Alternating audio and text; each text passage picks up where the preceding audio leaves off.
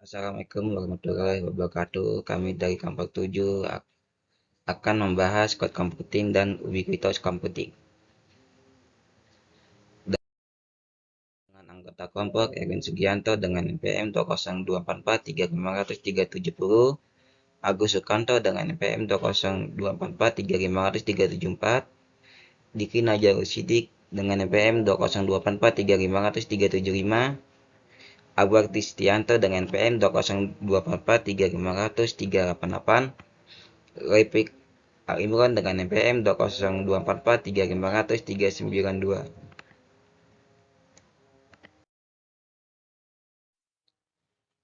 Lalu kami akan membahas pengertian cloud computing. Cloud computing adalah teknologi yang memungkinkan penyimpanan data dan aplikasi secara online tanpa perlu perangkat keras fisik. Layanan ini dapat diakses kapan saja, di mana saja melalui internet, dan membuatnya menjadi praktis dan efisien. Sejarah cloud computing. Di tahun 1950, komputer mainframe besar diakses melalui terminal sederhana untuk meningkatkan efisiensi. Di tahun 1960, John McCarthy mengusulkan ide bahwa komputasi bisa menjadi layanan publik seperti listrik. Di tahun 1990, perkembangan VPN mendukung perluasan layanan cloud. Di tahun 2000, Amazon mengembangkan arsitektur cloud yang efisien, munculkan Amazon Web Service atau yang disingkat AWS pada 2006. Di tahun 2011, IBM menguncurkan Smart Code, memperkenalkan code dalam strategi komputasi modern. Dan di tahun sekarang, semakin meningkatnya popularitas cloud computing sering perkembangan jaringan komputer dan teknologi perangkat. Cloud kini menjadi dasar berbagai layanan seperti Google Drive, Dropbox yang dikembangkan oleh berbagai perusahaan besar seperti Oracle, SAP, dan lainnya.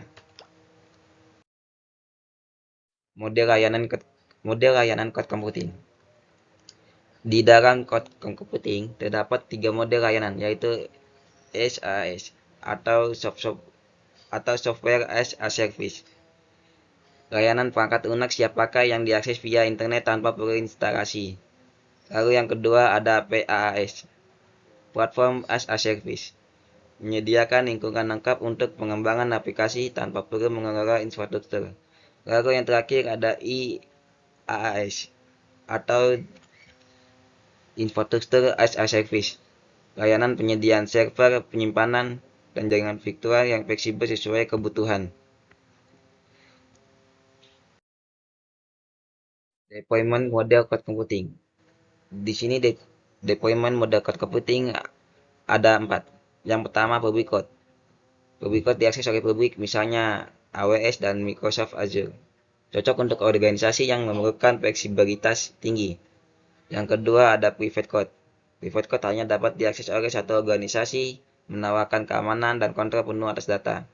Yang ketiga ada community cloud, digunakan bersama oleh organisasi dengan kebutuhan serupa. Lalu yang terakhir ada hybrid cloud, kombinasi publik dan private cloud untuk fleksibilitas dan keamanan yang lebih baik. Deployment model cloud computing. Public cloud diakses oleh publik, misalnya AWS, Microsoft Azure, cocok untuk organisasi yang memerlukan fleksibilitas tinggi. Private cloud hanya dapat diakses oleh satu organisasi, menawarkan keamanan dan kontrol penuh atas data. Community cloud digunakan bersama oleh organisasi dengan kebutuhan serupa. Hybrid cloud, kombinasi public dan private cloud untuk fleksibilitas keamanan yang lebih baik. Contoh penggunaan cloud computing. Penyimpanan cloud, layanan seperti Google Drive untuk penyimpanan dokumen online. Virtual machine atau VM, menjalankan aplikasi dan server tanpa perangkat keras fisik. Big data analistik, mengolah data dalam jumlah besar dengan cloud untuk mendukung kebutuhan bisnis. AI dan IoT, cloud membantu dalam analisis prediktif dan pemantauan otomatis. Keamanan cloud computing yang pertama adalah tanggung jawab bersama. Cloud Service Provider atau CSP dan pengguna berbagi tanggung jawab keamanan. CSP bertanggung jawab atas keamanan infrastruktur cloud, sedangkan pengguna bertanggung jawab atas keamanan data dan kontrol akses yang digunakan di atasnya. Model tanggung jawab ini bervariasi tergantung pada jenis layanan cloud yang digunakan, yaitu SaaS, PaaS, atau IaaS.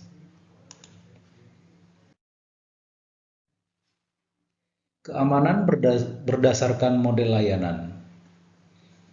SaaS atau Software as a Service, tanggung jawab dari pengguna adalah mengamankan data pengguna dan pengaturan akses. Sedangkan tanggung jawab CSP menyediakan keamanan untuk aplikasi. SaaS, operasi, komputasi, dan penyimpanan yang mendukung SaaS.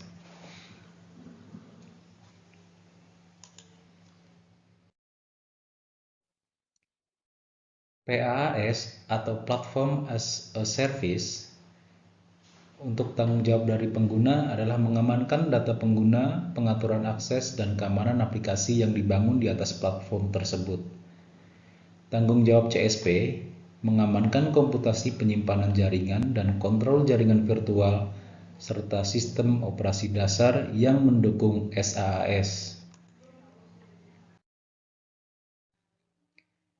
IaaS atau Infrastructure as a Service, tanggung jawab pengguna adalah mengelola data, aplikasi, sistem operasi, dan pengaturan kontrol jaringan virtual. Pengguna memiliki kendali penuh atas konfigurasi server virtual. Tanggung jawab CSP mengamankan infrastruktur seperti penyimpanan jaringan, server, dan perlindungan dari serangan.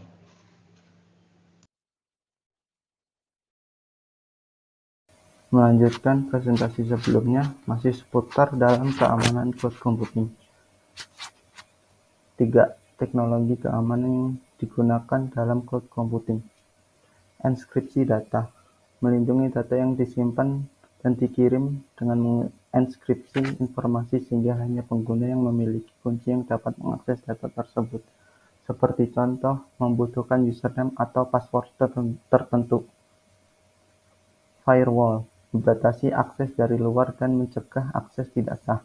Manajemen identitas dan akses (IAM), memastikan hanya pengguna yang terotorisasi yang dapat mengakses data dan aplikasi tertentu. Lanjut ke slide berikutnya. Autentikasi multifaktor (MFA), membatasi lapisan keamanan ekstra di mana pengguna perlu memberikan lebih dari satu bentuk verifikasi untuk mengakses akun mereka. Data dan pencegahan ancaman. Sistem keamanan cloud seringkali dilengkapi dengan mekanisme deteksi dan pencegahan ancaman yang dapat mendeteksi aktivitas mencurigakan dan memblokir secara otomatis. Lanjut ke slide berikutnya di bagian 4. 4. Tantangan keamanan dalam cloud computing. Kepatuhan regulasi. Pengguna perlu memastikan bahwa data dan aplikasi di cloud computing standar dan peraturan keamanan yang berlaku seperti GDPR, HIPAA, atau lainnya. Ancaman privasi.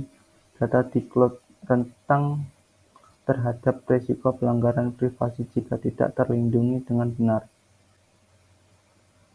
Kontrol akses. Kontrol akses yang tidak tepat dapat menyebabkan kebocoran data atau akses tidak sah. Transparansi CSP. Pengguna perlu memastikan bahwa CSP transparan dalam mengelola data dan memperlihatkan kebijakan keamanan mereka. Kebagian 5. Manfaat keamanan cloud yang baik.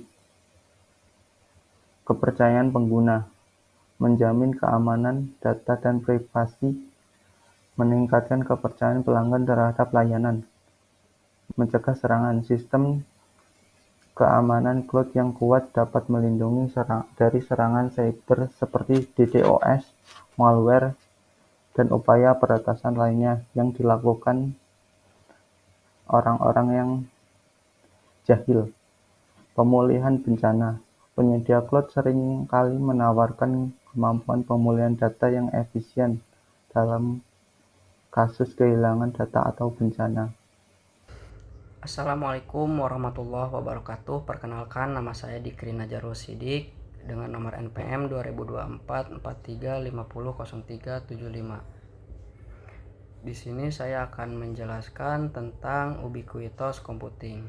Kita langsung saja pengertian ubiquitous computing.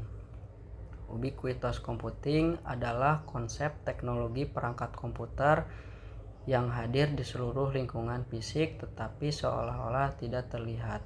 Tujuan utama dari ubiquitous computing adalah membuat komputer menjadi bagian alami dari kehidupan sehari-hari untuk mendukung kegiatan manusia tanpa mengganggu. Nah, disinilah ubiquitous computing membuat teknologi terasa terlihat tetapi tetap mendukung kita sehari-hari. Lanjut, sifat utama ubiquitous computing. Yang pertama ada ubiquity. Ubiquity teknologi yang tersebar luas yang memungkinkan akses dari berbagai perangkat. Artinya teknologi ini hadir di mana-mana, memungkinkan kita untuk mengakses informasi atau layanan kapan saja dan dari perangkat mana saja. Contohnya, kita menggunakan ponsel kita untuk mengontrol lampu di rumah kita. Itu bisa. Itu adalah salah satu sifat atau contoh ubiquitous computing. Nah, yang kedua ada transparansi. Transparansi tidak mengganggu pengguna dan terintegrasi dengan baik dalam lingkungan seperti kantor, rumah, ataupun tempat umum, sehingga penggunaannya tidak terasa mencolok. Misalnya teknologi sensor lampu di ruangan kantor yang otomatis menyesuaikan dengan kondisi cahaya di ruangan, membuatnya seolah-olah bekerja di latar belakang tanpa mengganggu kita. Nah, dengan kedua sifat ini, ubiquitous computing memberikan kenyamanan bagi pengguna dan membuat teknologi menjadi bagian alami dari lingkungan kita sehari-hari. Terus lanjut ke karakteristik lingkungan ubiquitous computing. Yang pertama itu ada personal device, yaitu smartphone, laptop, dan perangkat kecil yang mudah dibawa dan terhubung secara dinamis. Perangkat ini memungkinkan kita tetap terhubung dengan teknologi dimanapun kita berada. Terus ada jaringan. Jaringan ini mendukung komunikasi nirkabel antar perangkat, sehingga memungkinkan kita bergerak bebas tapi tetap terhubung ke dalam internet. Contohnya kita bisa berpindah-pindah ruangan namun perangkat tetap terhubung ke jaringan tanpa terputus. Lalu yang terakhir ada sensor. Ini berfungsi untuk memantau atau mengumpulkan data dari lingkungan sekitar. Data ini dapat digunakan untuk mengoptimalkan pengalaman pengguna, misalnya dengan menyesuaikan pencahayaan atau suhu ruangan dengan otomatis sesuai dengan kebutuhan kita. Nah, yang selanjutnya contoh penerapan ubiquitous computing dalam sehari-hari. Nah, di sini saya akan mencontohkan penerapan ubiquitous computing. Yang pertama ini adalah handphone. Handphone atau akses informasi di mana saja. Artinya apa? Handphone ini adalah salah satu bentuk ubiquitous computing yang ini sering kita gunakan. Terus yang kedua itu e-learning. E-learning itu ada proses pembelajaran online tanpa kehadiran fisik di sekolah maupun kampus gitu. Jadi kita bisa mengakses materi atau pengerjaan tugas, bahkan berinteraksi bahkan berinteraksi dengan guru secara online gitu tanpa kita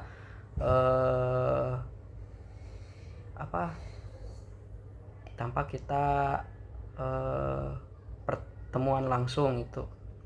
Yang ketiga ada ruangan, atau di sini saya mencontohkan dengan sensor deteksi pencahayaan lampu.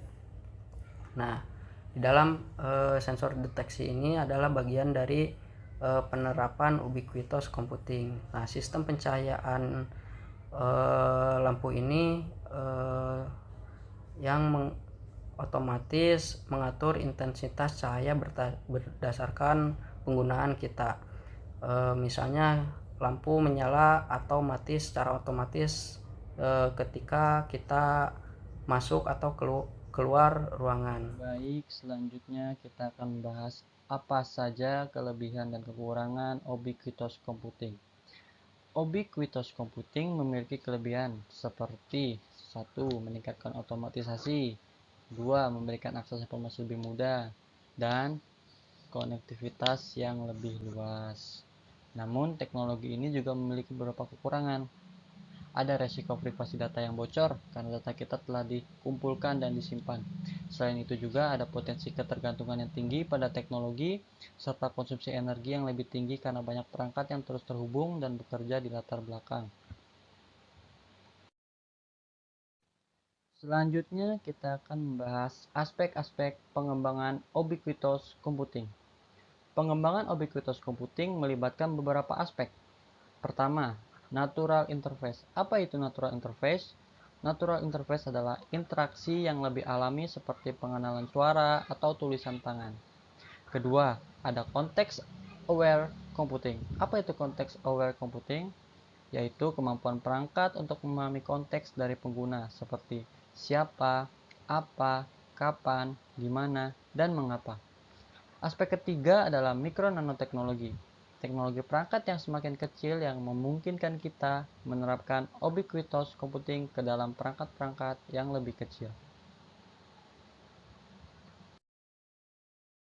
Jadi, kesimpulannya, cloud computing adalah teknologi yang mempercepat pemrosesan data, fleksibel, dan hemat biaya untuk mendukung berbagai bisnis bidang seperti bisnis, pendidikan, dan kesehatan. Sementara itu, ubiquitous computing adalah teknologi yang berfungsi secara perlahan namun pasti, menjadi bagian dari kehidupan sehari-hari kita. Teknologi ini bekerja secara efisien dan transparan untuk mendukung aktivitas manusia tanpa mengganggu. Teknologi bukan hanya sekedar alat, melainkan jembatan yang menghubungkan kebutuhan manusia dengan solusi yang lebih cerdas.